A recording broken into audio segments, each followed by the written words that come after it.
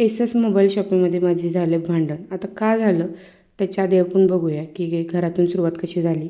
सकाळी 7 वाजल्या सगळी कामं आवरून हे माझा हिशोब चालू होता. कोणाचे जे ऑनलाईन पार्सल जे होते स्टुडंटचे ते घालवायचे होते. ते आपलं कोणाचे राहिल्यात, काय राहिल्यात, किती राहिल्यात, मटेरियल संपलं किती, ह्याचं माझं चालू होतं. त्यानंतर मुलांना सोडलं शाळेत सोडून देवाला गेले गणपतीला, विश्रामबागच्या गणपतीला.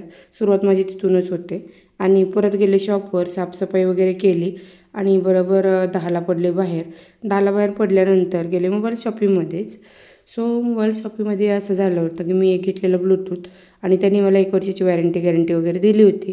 तो महागडा होता आणि तो मी आणल्याच मला लागला खराब. आता मी ऑनलाईन क्लास घेते त्यामुळे मला हळू आवाजात बोलावं लागतं आणि व्यवस्थित स्पष्ट आवाज स्टुडंटपर्यंत जाणं गरजेचं असतं.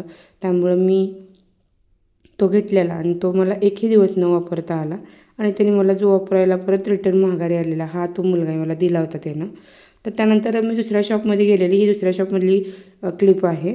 तर तिथं आदल्या एस एस मोबाईल शॉपमध्ये असं झालं होतं की ते मला बदलूनच देत नव्हते, कारण देत होते आणि आज या उद्या या असं सांगत होते आणि फायनली वेळेस तिथं भांडण झालं आणि त्याने 8 दिवसांनी मला बदलण्यासाठी बोलवलं. आता ह्या दुसऱ्या शॉपमधला आहे. मला तिथे इच्छाच झाली नाही म्हणून ही दुसऱ्या मोबाईल शॉपमध्ये जाऊन एक ट्रायपॉड आणि हा असाच काय त्याला म्हणतात हा बोर्ड एक घेतला. त्यानंतर नारळ पाणी केले शॉपवरती क्लासेस वगैरे घेतले आणि घेतल्यानंतर रिटर्न मी इथं मी दुकानमध्ये आले. आरीवर्कच्या मटेरियल घ्यायचं होतं. मटेरियल माझं खूप सारं संपलं आलं. तर असा माझा दिवसभराची धावपळ असते.